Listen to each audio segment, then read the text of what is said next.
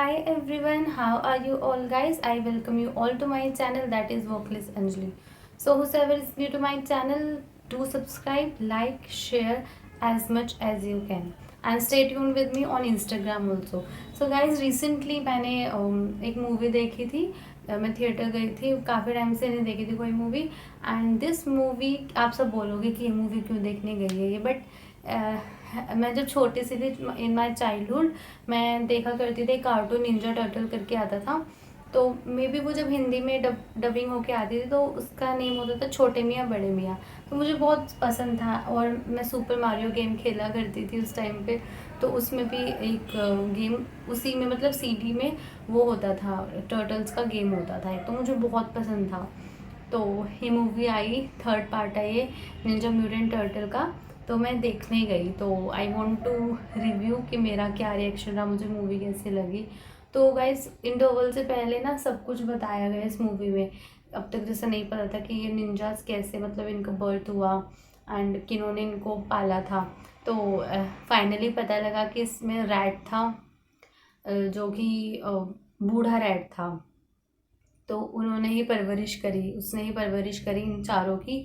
इनको ये मतलब गटर में मिले चारों जो म्यूटेंट्स हैं, निंजाज हैं, जो टर्टल हैं, तो वो मिले। और किसी ग्रीन एल्गी टाइप्स में, लिक्विड में ये सब लिपटे हुए थे चारों के चारों। तो क्या हुआ कि जैसे रैट ने भी उसको टच किया, तो वो बहुत मतलब बिग बॉडी हो गई उसकी। जो छोटा सा चूहा था, बट वो बड़ा हो गया और मतलब बहुत पावरफुल हो गया। और सारे के सारे जो टर्टल थे वो अपने साइज से भी थोड़े थोड़े बड़े हो गए। फिर जो रेड था, उन्होंने उनको ट्रेन किया चारों को। तो जिस तरीके से दिखाया है, इतना प्यारा सा लगा वो मेरे को। सबसे मूवी का सबसे प्यारा पार्ट वही लगा, वो छोटे छोटे से टर्टल थे, कैसे उनको परवरिश करी। मतलब आई नो कि रियलिटी नहीं, बट बहुत प्यारा लगता है मुझे। एनिमेटेड चीज़ें बहुत अच्छी हैं। दूसरी बात, अगर मैं ग्राफिक्स की बात करूँ तो अदर मतलब जो और मूवीज़ होती हैं एनिमेटेड जो होती हैं, वो बहुत फिक्शनल होती हैं। और जैसे आप देखोगे ना कि जैसे एनिमेटेड आ जा रहे हैं, बहुत सही ग्राफिक्स आ रहे हैं, उससे हटके था। मतलब मैं ये नहीं कह रही हूँ इसके ग्राफिक्स अच्छे नहीं थे, मुझे बहुत यूनिक लगे। मतलब ऐसे लगा स्केचेस जैसे हम बनाते हैं, तो वो स्केचेस ही थे। मतलब अगर म्यूटेंट का फेस था तो वो स्केच दिख रहा था कि यहाँ पे लाइन है उसके फेस पे स्केच से की हुई। तो बहुत अलग सा लगा। और उसमें पूरी स्टोरी दिखाई कि क्या हुआ, किस तरीके से वो लड़े।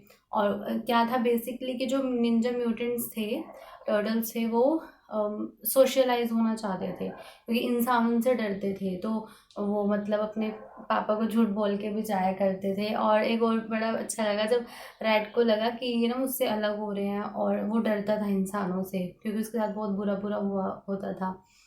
तो वो उनके लिए पार्टी ऑर्गेनाइज भी करता है, पिज़्ज़ा विज़्ज़ा लाता है, प्रॉपर लाइटनिंग। तो मेरे को तो अच्छी लगी ये मूवी। और मेरे को ऐसा सच कोई कमी नहीं दिखी कि मैं बताऊँ कि इसमें ये हो सकता था वो हो सकता था। मुझे तो बहुत अच्छी लगी। और सबका इंटरेस्ट अलग होता है, मेरे को पता है कि मेजोरिटी बोलेगी क्यों ही गई आप, क्या था उस मूवी में। देखो, एंटरटेनमेंट होता है, सबका अलग अलग होता है, किसी को कुछ पसंद होता है, किसी को कुछ। कुछ को जवान पसंद है, मुझे तो अगर मैं सच बताऊँ तो शाहरुख खान की मूवीज़ ही नहीं पसंद है। तो मैं तो देखूंगी नहीं, मूवी नहीं देखूंगी, ट्रेलर में देखूंगी कि क्या है इस मूवी में भी अलग से। क्योंकि आजकल उनकी जो मूवीज़ आती है, मुझे तो उनका कोई कंसेप्ट ही नहीं लगता है। तो हाँ, आपको लग सकता है अच्छा, मैं आपको कुछ नहीं कह रही, सबका इंटरेस्ट, अगेन कह रही हूँ मैं, सबका इंटरेस्ट अलग होता है। तो निंजा म्यूटेंट मुझे अच्छी लगी है, बहुत प्यारी लगी। इतने टाइम बाद मैंने कोई एनिमेटेड मूवी देखी, कार्टून मूवी देखी। और कार्टून भी मैंने काफ़ी टाइम बाद देखा। और थिएटर में भीड़ नहीं थी क्योंकि हमारे एरिया में पीवीआर में उस दिन मतलब चीप रेट्स पे टिकट मिल रहे थे क्योंकि जन्माष्टमी थी। और पीवीआर थोड़ा दूर पड़ता है, तो मेरे को अपने वाले थिएटर में जाना पड़ा था। तो वहाँ पे भीड़ भी बिल्कुल नहीं थी, बिल्कुल भी। शायद गिनकर 6-7 लोग होंगे। So I am ending this video here only. अगर किसी और ने भी देखे तो मुझे बताओ आपका रिव्यू क्या है। So stay tuned with me. Thank you guys.